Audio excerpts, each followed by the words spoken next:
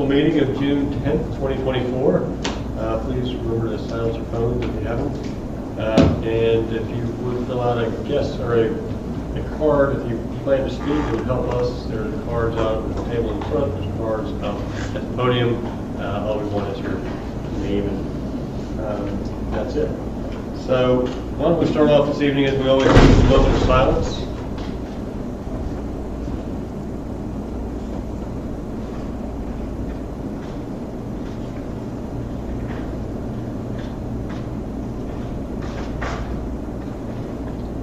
Thank you. If you would please join me with the Pledge of Allegiance. I pledge allegiance to the flag of the United States of America and to the republic for which it stands, one nation, under God, indivisible, with liberty and justice for all.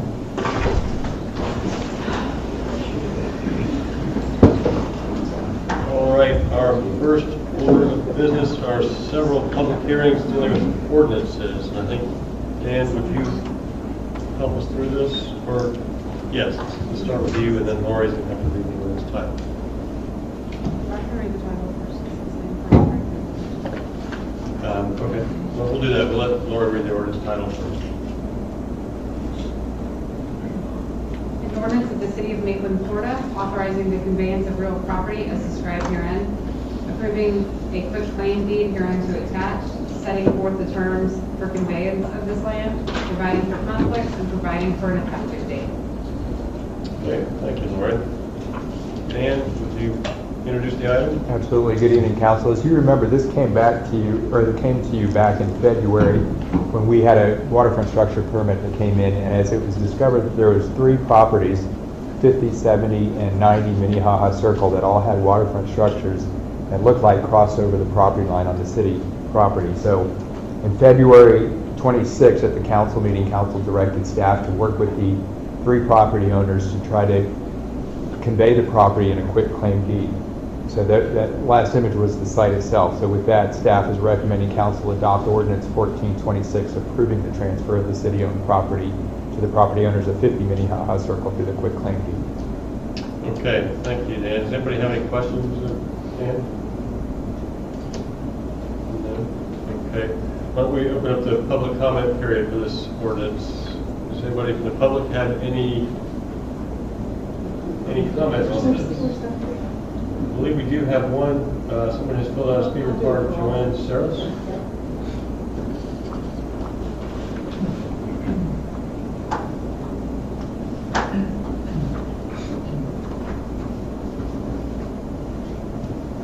Good evening. My name is Joanne Saris. I'm at 45 Minnehaha Circle. I am in the Minnehaha Shores neighborhood. I'm addressing this really for all 3 of the ordinances. I was going to actually write a thank you note to the council because this is a big deal for our neighborhood, and I appreciate all the time that everybody has spent learning it. So instead of emailing you this thank you note, I decided to read it live and in person. And I want to thank each of you for your careful consideration of the ordinances to approve the quitclaim deeds relating to our lakefront properties. It was started as a simple request for a replacement dock permit, turned into a history lesson on the 1950s origination of the Minnehaha Shores Neighborhood Association, and also the surprise discovery of who did own, who now owns, and who will own the lake bottom under our dock. That dock has been on our lake lot for decades. Through great due diligence by our neighborhood board and the city staff, especially Dan, we are now all experts on what happens when you build a weir. A special thank you to the city staff for guiding us through the proper steps and procedures to get us to today. Their help was invaluable. And to you, commissioners, for taking the time to understand this unique request. As Commissioner Guthrie previously said, you did the right thing. Thank you all for your service, and thank you in advance for your approval of these ordinances.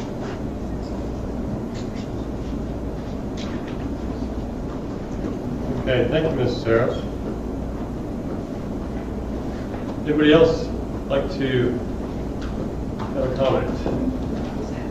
Okay, seeing none, let's close the comment period. Again, thank you, Ms. Saris, and I think we have actually all benefited from this little educational detours, and I hope we get it done tonight, and you all enjoy your approved dock area. All right. Is there any further discussion? If not, motion will be in order.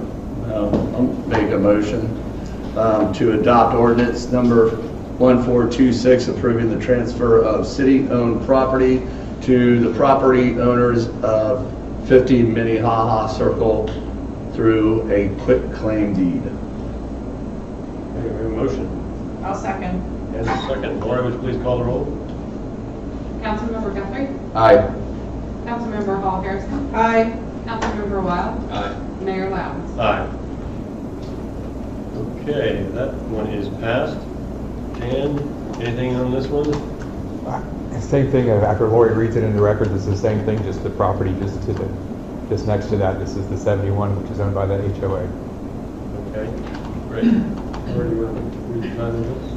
Ordinance 1427, an ordinance of the City of Maitland, Florida, authorizing the conveyance of real property as described herein, approving a quitclaim deed herein to attach, setting forth the terms for conveyance of this land, providing for conflicts, and providing for an effective date. Okay, let's open the comment period. Does anybody have any comment on this one? No? Okay, it's remarkably similar to the last one. Let's close the comment period. And if there's no further discussion, the motion will be in order. Motion to adopt the ordinance 1427, approving the transfer of city-owned property to the property owners of 70 Minnehaha Circle through a quitclaim deed. I'll second. Okay, we have a motion and a second. Lori, would you please call the roll? Councilmember Hall Harrison, Aye. Councilmember Wild, Aye. Councilmember Guthrie, Aye. Mayor Loudon. Aye. Okay, we got two down. We have one more to go. Dan, anything on this one? This is the one adjacent to 90 Minnehaha Circle. Again, this is a map of the property that's being quitclaim deeded over, and with that, staff is recommending approval. Okay, any questions of Dan on this one?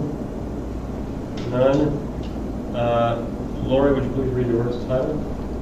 Ordinance number 1428, an ordinance of the City of Maitland, Florida, authorizing the conveyance of real property as described herein, approving a quitclaim deed herein to attach, setting forth the terms for conveyance of this land, providing for conflicts, and providing for an effective date.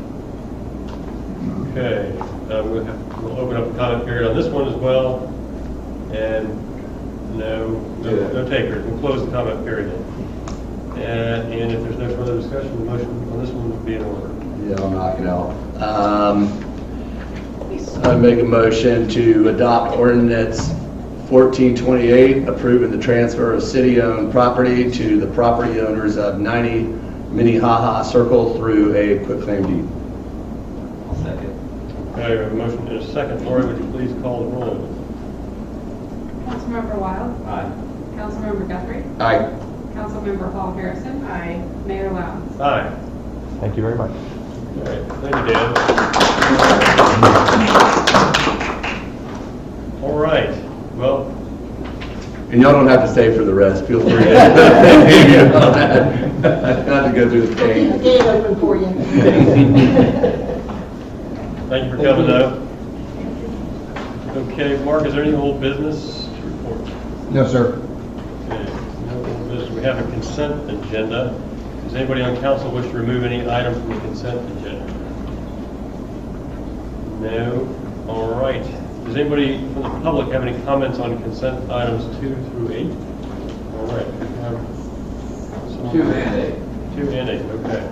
No, not 2, I'm sorry. 4. Yeah, excuse me, I'm Dale McDowell, 108 Tangelo Court. I wanted to ask a quick question, as I asked the mayor earlier before the meeting, was about the space needs study. That's about the budgeting for that. And also the question about number 8, you know, the something I presume you all will be discussing, you know, at some point in time. Okay, and that is the contract, is that right? Right. Okay. Well, I tell you what, Dale, if you will Yeah. answer the questions at the close of the comment period. Anybody else have any comments on the consent agenda? All right, let's close the comment period. And Mark, just so I know, it's just so, and we can, Dale knows as well, the public, can you describe what number 4 is? It's not a space needs study, it's just a space needs fund. Yeah, what we're doing is creating a space needs fund, because right now the money for the library does not, it exists in fund balance. So you need to create a fund for that money to be transferred to be expended out of. So you create the space needs fund, the capital space needs fund, which is in our current budget. So we're putting that money into our current budget to spend, so that money can be spent for the design, which is item 8. Okay, so that fund it'll also contain the construction funds when we Yeah, have them when we going get that forward. money, yes. Yeah, glorified escrow account. Yeah. Okay, and the other is number 8, which is going to be on the agenda, it's the design contract for the library. And so that's, let me see, yes, for $2,381,918. Okay, so that is the consent agenda. Lauren, does anybody want to make a motion with regard to this consent agenda, or remove any items? Or? Motion to approve the consent agenda. Second. All right, we have a motion and a second. Lauren, would you please call the roll? Councilmember Wild, Aye. Councilmember Guthrie, Aye. Councilmember Hall Harrison, Aye. Mayor Lance. Aye. Okay. So we've approved the consent agenda. Public period now is the public period. Anybody like to address the council on any item that's not on the agenda already? Please, now is your opportunity. Okay.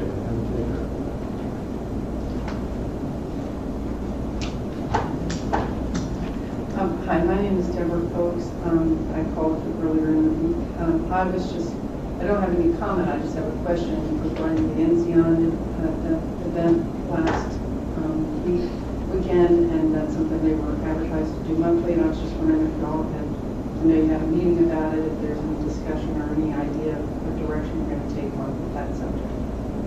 Okay. Thank you, Ms. Folks. Yeah. Does anybody else have any comment? Public comment period. Okay, let's close the public comment period, and if you all would indulge me for just a second. So I think Ms. Folks was talking about an event that happened at the Enzion about a week and a half ago, and it caused some strain in the neighborhood around, and it caused a lot of strain in the neighborhood around, and I believe our police and fire were out on the scene to see what could be done about it. And we did meet with several of the residents in the area, and the upshot of that, I think, Mark, if you can help me with that, is that we're going to meet with the Enzion, city staff is going to meet with the Enzion to make sure that they know that these kinds of things, they either need if they can get a permit, they will need to get a permit. If they can't, then if they don't meet the conditions, then they won't have a permit and it won't take place. But I also believe we're going to move forward with To code enforcement. code enforcement, yes. Yes. Yes, we're going to take it on 2 fronts. Reach out to the leadership of Enzion to explain to them the problems that they created within the neighborhood from a public safety standpoint, and the fact that events like this are required to be permitted. There's a permitting process. Based upon circumstances that come to light for that event, it's unlikely that something like that would ever be able to be permitted, so we'll be informing them of that, and that if it happens again, there will be a grace period to let them continue. They'll be told to cease and desist and remove anything from the site and restore it to its use, which is a theater, not an event site. So we're also going to move through the code enforcement process to give them a notice of violation, so if it happens again, we can go after them as a repeat violator. Okay. Okay. There, so I hope that answers your question, Ms. Folks. Yes. All right. We are through the public comment period. Now we're on to the decision items. And we have one regarding Greenwood Gardens Stormwater Improvement Project. And Mark, would you please introduce that? Sure. Or Kim could, or? Just real quickly, yeah. As you know, we've been discussing the Greenwood Garden Stormwater Project for a number of years now. The way we go through that is the first thing we do is a feasibility study to determine whether the project is actually feasible. We have Burgess & Nyepel, one of our continuing consulting engineers, do the feasibility analysis. That's what's presented in your packet today. They look through several alternatives to see what could work there, if anything could work. And as you see from review of the technical memo that we provided in the staff report, that there really isn't a good alternative there.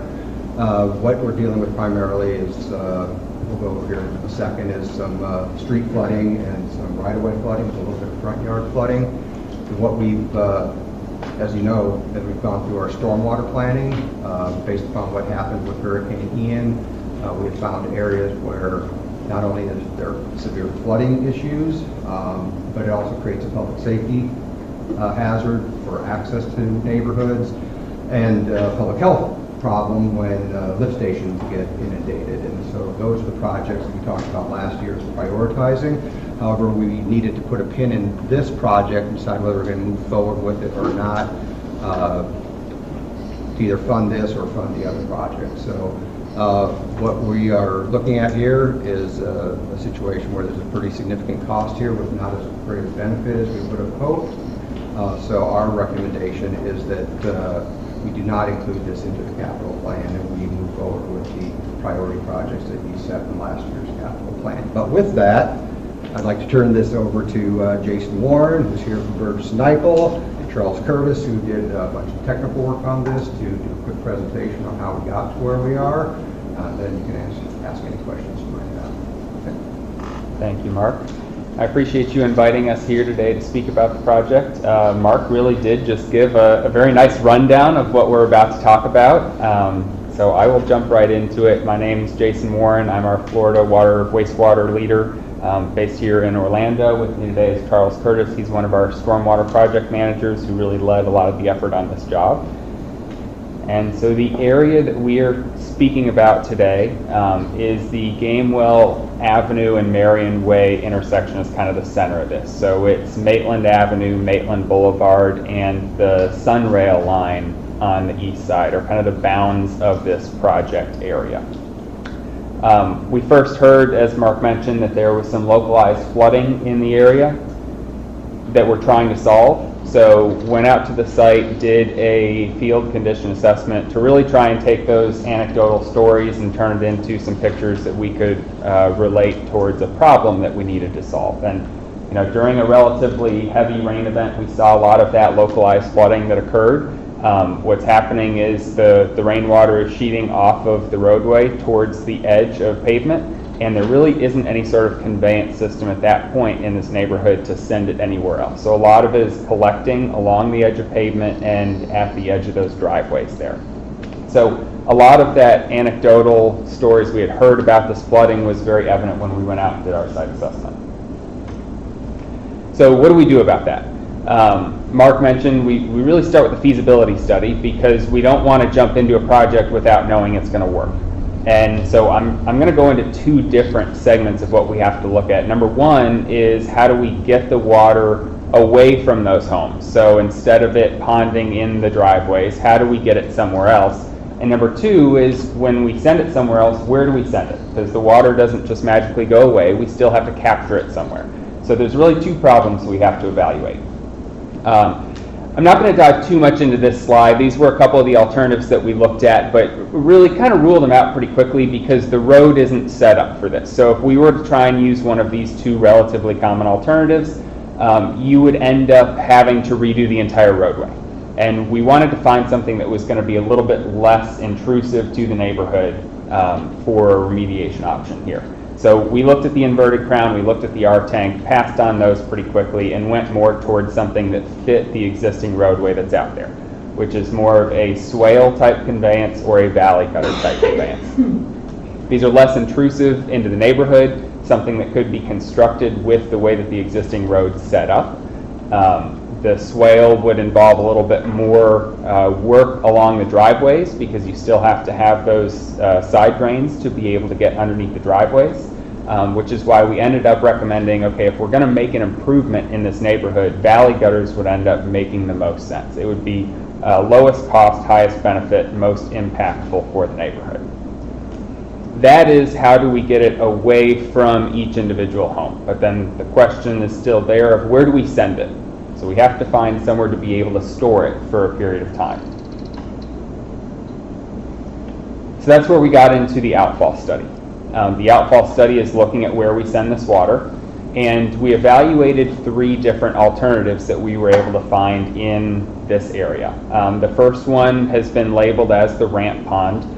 This is a pond that exists in the northeast quadrant of the study area, and currently a lot of the flow from the ramp at that Maitland Boulevard and 1792 interchange, that's where a lot of the flow is going. So what we had to look at is we're using a gravity flow system. Can we even get to this point? And that was the challenge right off the bat, is trying to use gravity flow from the collection system that exists at the intersection of Marion Way and Gamewell. There was not enough elevation change to allow for gravity flow to go from that point to the ramp pond. So while that may have been a decent alternative, that was ruled out due to the inability for us to use gravity flow to get it there. The second option we looked at was Hill Passive Park. This is a park that, upon further investigation, we learned is heritage land. It's used as kind of a buffer from all the traffic on Maitland Boulevard to this area. And once we learned more about the land usage of the area and what its purpose is, this alternative was also ruled out. And so the third option that we looked at was trying to improve and better utilize the existing drainage setup for this neighborhood. So right now the collection system that the main inlet is at Marion and Gamewell, it flows eastward towards what's called out on the screen here as the city pond. And so we looked at possible improvements to use a French drain system for that piping, which would allow some of that water to exfiltrate from that pipe into the groundwater on its way to the pond. But then we also had to look at the pond being undersized for that. Could we also use the Robin Hood retention swale, which is a retention swale that is along the back of the property lines for the parcels on Robin Hood. Right now it's a little bit overgrown. There's I think some debris in the area, so that would have to be reestablished. But running through that scenario, what we found is that during the design storm, we ended up having flooding issues at that Robin Hood retention swale. So it ended up overtopping the swale in the backyard of these parcels. So effectively what we'd be doing is transferring the problem from the driveways along Marion and Gamewell to the backyards of Robin Hood. So there wasn't really a great solution here to meet the design storm. Now this was the most feasible alternative, but it obviously didn't meet the design storm requirements that we wanted to be able to meet. This was just kind of an image showing the Robin Hood retention swale. So what the results ended up showing is that even if we have a conveyance system to try, that valley gutter system, to try and get the flow off of Gamewell, during our design storm event, we still had flooding that was occurring there because the conveyance system is a little bit undersized. And even then, the best place to send it is that Robin Hood retention yeah, thank you, the Robin Hood retention basin there. And even for that, we still ended up overtopping that basin. So the swale didn't solve the issue.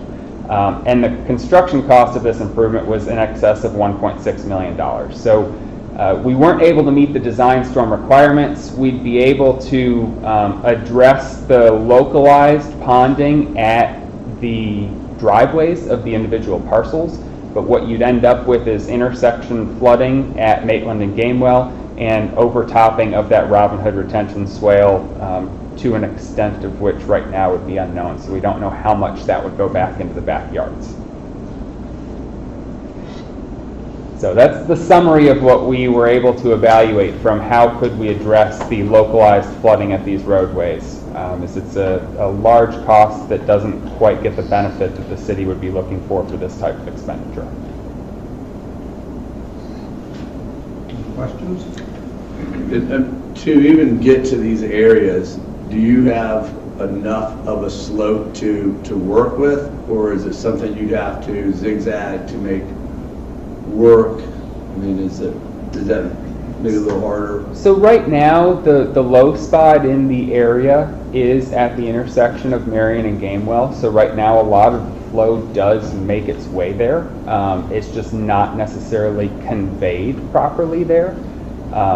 So it's not necessarily having to zigzag to get it there. It's just trying to do roadway improvements to make it more efficiently get there so that you don't have the ponding at the individual properties.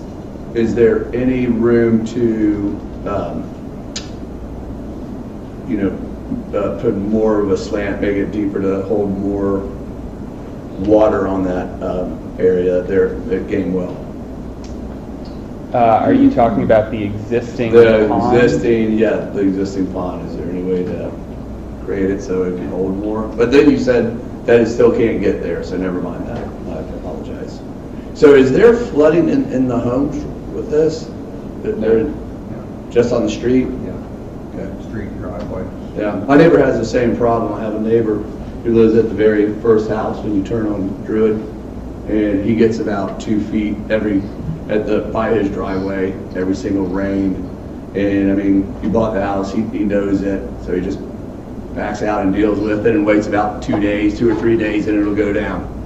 So, yeah, I understand. Okay, thank you. And the French drain solution, what was the upshot on that? Was there? Yeah, the benefit was there's an existing pipe that's going from the collection system at Marion and Gamewell from that inlet to the city pond. And we know that the city pond wasn't sized large enough for that design storm event. So we looked at maybe if we put in the French drain system, you're able to have some of that exfiltration from the pipe into the groundwater before it gets to the city pond. Would that have enough exfiltration so the volume of the city pond would then be large enough? And unfortunately, it was not. Do you have problems with those, like getting clogged up? You do? Yes. Yeah. And then, I mean, I know y'all looked at Hill Park. That's a good quarter mile away, you would say, right? Yeah. Let's open it up for public comment. Does anybody from the public have any comment on this item?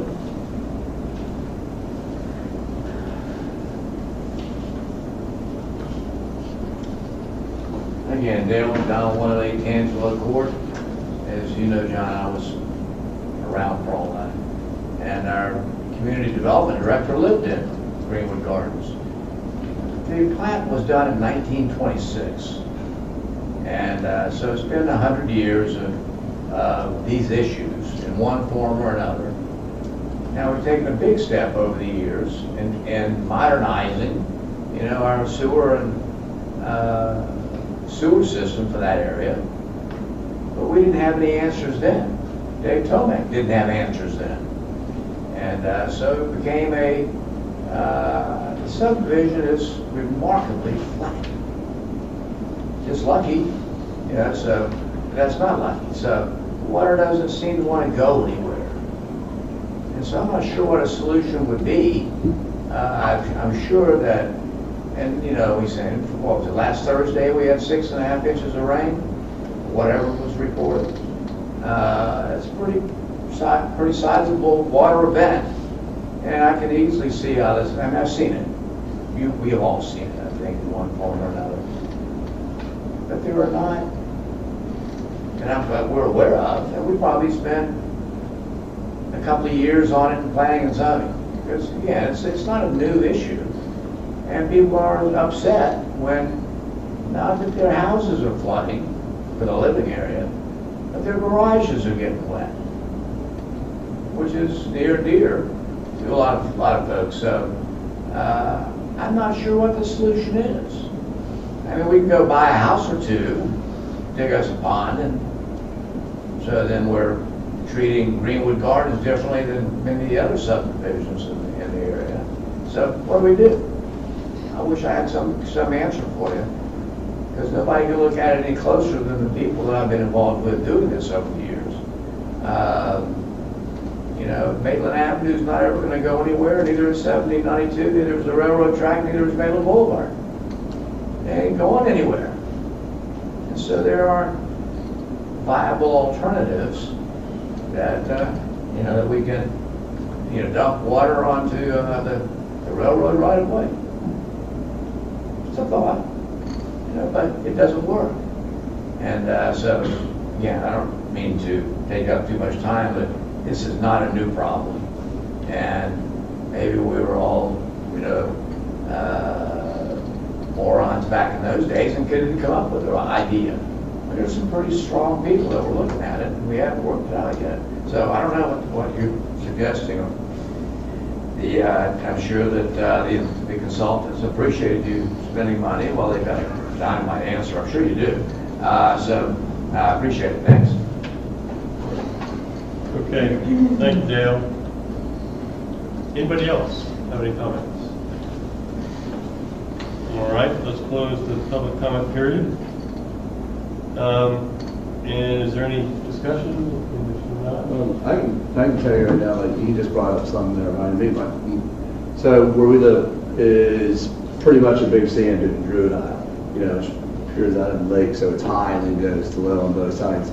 So, I mean, everybody in our street gets water inside of their garages if we get a bad storm.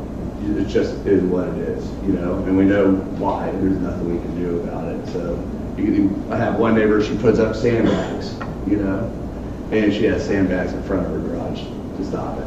But, yeah, it's Mother Nature, and you can't really change it. But I have a question, I guess, is in the priority of, we have a list of stormwater planning priorities, right? I guess 1, 2, and 3. And my thought is what we really need to do is focus on, go down the line, 1, 2, and 3. Does this fit anywhere there? No, our top two priorities right now are going to be the Domerick Drive, Lake of the Woods Creek, where we have a combination of antiquated, undersized culvert under the bridge there, in combination with Lift Station 2, as we learned, when it floods, creates a public health issue. And when that area floods, it cuts off that entire Oaks neighborhood from a public safety standpoint. So police and fire can't get back there. So that's our top priority. Our secondary priority, which is going to be a phased approach that we're taking, is the problems they have similar to what we have on Domerick Drive, which is the Northwind Cypress area, again, where you have a bridge that goes there that when it floods, which again showed itself during Ian, we have no ability to get any public safety vehicles across there for those folks. And as I think everybody on city council knows, all those folks have little grinder pumps down there for sewer. So when the power goes out, those stop working, so it can create a public health issue there too. So when you compare those to the localized problems you have here with right-of-way and driveway flooding and some front yard flooding, those have been ranked a higher priority. The reason we're bringing this back is because the study was just completed and it's in its current year budget. So we're going to move forward with this. We budgeted $500,000 for it. We need to amend the stormwater budget to add Another 1.1 million? we need to get up to 1.6 million. So we'd have to move forward with final design. So we would, if you decide to move forward with this, we would get scope of services to do final design on this, and then budget this in the FY25 budget, which then pushes those other projects out. So that's how that would work. Thank you, Mark. You're welcome. Okay. Anybody?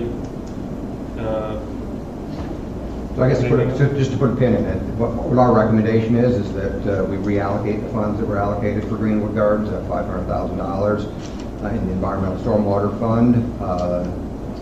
We reallocate that back to that fund balance in stormwater to be used for future stormwater projects. Okay. Amen. So that's staff's requested action or motion on this? Yes, sir. Okay. All right, does anybody, any more discussion, or does anybody have a motion on this item? I think, obviously, we, never like to have an answer be that there's really no good answer. But I think this is just unfortunately one of those where, and this isn't just something we've taken a stab at just now. I mean, this has been ongoing. So I know it's not, again, we want to solve problems collectively, and I think Mark has tried to find different solutions. We've done this report, we've looked at it over years, it just doesn't seem like there's a good answer. So I think with that, I think we stick with what the priority plans are. And so anyway, I'll make a motion that we reallocate funds budget for the Greenwood Gardens stormwater project of $500,000 into the environmental stormwater fund balance to be allocated for future stormwater projects. Okay, we have a motion. Second. And a second. Lauren, please call the roll. Councilmember Guthrie. Aye. Councilmember Hall Harrison. Aye. Councilmember Wild. Aye. Mayor Miles. Aye. Okay. That concludes our decisions for the evening. Reports. Mr. City Attorney? Yes, I have some good news, I think, depending on whether you are in Form 6 or you're just starting to think about it. I sent you an email, hopefully you all got it. If you didn't look, and again, I don't know about your email, but I sent it in Maitland.com, so it should be there. But anyway, today happened was a preliminary injunction applicable to all public officials who have to file Form 6 that are at local government level, saying that the legislation as drafted and supported by legislative history was a constitutional violation of First Amendment as compelled speech that did not meet the tests required under strict scrutiny for being the least restrictive means to get what it is you're after, or that there was any evidence that there was anything needed to change from Form 1 to Form 6 that was being done by this legislation other than compelling speech for no good reason. And for that reason, the court found that there was probable success on the merits for the plaintiff, and they read the injunction until further notice. So you can or not, or don't have to, but that's what happened. So I sent you a copy of the injunction in the email from Mr. Cole, and you should have it. So that's where we are on Form 6. Hallelujah. Wow. Who was the A little plaintiff? late for the 125 people who already resigned, however. Oh, yeah. What, who was the plaintiff on that? It's someone named Loper. Loper. But then it says she was signed on by 100 and Yes. something. A number of other people joined, plaintiffs. but the neat thing about this injunction is, doesn't matter who joined, and that's one of the things that Cole points out in his emails, is the injunction says everybody. Okay. That is great news. Pretty blisteringly goes through the legislative record. It's a 33-page opinion. Whoever wrote it did not spare their words nor their time. The hearing was on April 22nd, and it came out today. I think that's great news to all of us with 3 weeks left or 2 weeks left before it has to be turned in. Yeah. Right. Okay, well, thanks, Cliff. So we brought good news. All right. Let me I ask don't you, usually do this. do we have to file Form 1 then?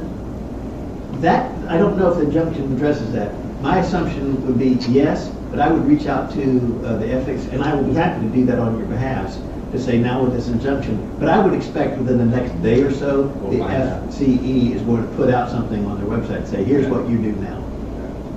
Yeah, it doesn't address it in the order. Yeah, I read it and I didn't see it, so if I was running the FCE, I'd say, okay, file something is better than filing nothing. You're used to filing some Form 1, file that. But again, who knows? They may say don't file anything. I don't know. Okay. Thank you, Cliff. Sure. Mr. City Manager. Awesome. Just real briefly, for those of you who made it out, we had the Touch Truck event in conjunction with the Farmers Market on Sunday. Never sure how these events go, being first-time events. It was awesome. It was extremely well attended. I'd like to specifically thank Robert and Tiffany for all the work that they put into this to pull it all together, but public works staff, police, fire staff, everybody was out there all day. And I'm not sure how long you stayed, John, it got hot. It got really hot. Well, I was kind of incensed you wouldn't let me climb into the police boat, but that's all right. Maybe you can take it for a drive sometime. No, it was a great event. The most popular booths were the police department, were giving away bicycle helmets. That line was about 50 yards long, the entire, only less than the ice cream at Kelly's. So, Which was moving faster. yes, and it was very welcome because it was hot, and a little guardian angel took solace on me and brought me a little raspberry sorbet as Robert and I were sitting there at the fishing game, working with the kids, catching some fish and giving away some prizes. So great event. Public Works staff was very energized and happy to show what they were doing. Same with police and fire, just showing off what we have and doing a really, really awesome public relations event. So really good. So thanks to everybody that put their time into that. Awesome. Great. Okay. The city clerk. Madam City Clerk. Yeah, one report on your reminder for filing Form 6 was negated. Usurped. Yes, well, sorry. I think that's pretty good news, so we'll take it, right? Yep. Okay, council members, Mr. Guthrie. Just real quick, I was lucky enough to attend National Public Works Weekend, the rodeo that Public Works put on, and it was fantastic. I had a blast out there. I could only stay until around lunchtime, and I drove the street sweeper, which was lots of fun. Put it this way, if they line it off like it's the road, I would have been in somebody's front yard and just destroyed their cars and tore down their mailboxes and that thing.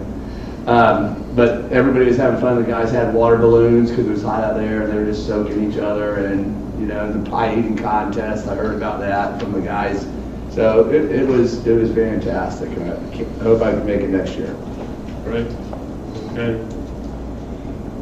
Anything? All right. Anything? No. Okay. Well, there's a lot of. I would just note that Robert started working very hard. A lot of new businesses coming into Maitland, a lot of new openings, a lot of restaurants that are coming online, and that's just all great news. So Kelly's and Oxtail and pizza, and more pizza, and sushi, and everything. So this is really really nice. But that's it. Go Maitland. Yeah. So Maitland. All right. Thank you. We're adjourned. There's 9 super 25 hours.